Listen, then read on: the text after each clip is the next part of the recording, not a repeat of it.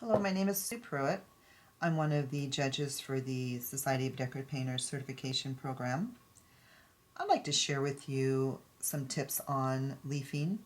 That is one of the requirements on the Master Floral, is to have this area leafed, and it's shown on the design every year where that leafing should be. We get questions about leafing. How do you know to put the gold or the silver, or what type of leafing works better than others? This was my first entry for the Master Floral, and it did not pass. One of the main problems I have going on is intensity, and that intensity also includes the leafing. My leafing is very warm, it's very intense, and one of the ways that you can a guide that can help you choose leafing is by looking at your background. I've got a cool teal background, and I went and put a warm opposite temperature on the leafing. I knew that yellow was in my color scheme because I've got the yellow in my flowers here throughout. So in my mind, I wanted to carry that yellow into my leafing. But what I did is I set myself up for failure, and that is a cool background, a warm leafing, and then a cool frame.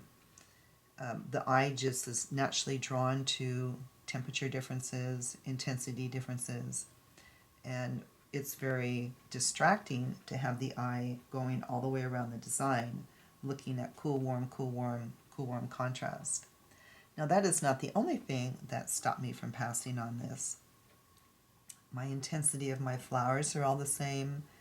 It's actually, they're very dull, and I could have had a little bit more life in my intensity. Also, I could have had more variety. My leaves are all the same. I could have had some cool leaves in the background, warmer leaves coming forward.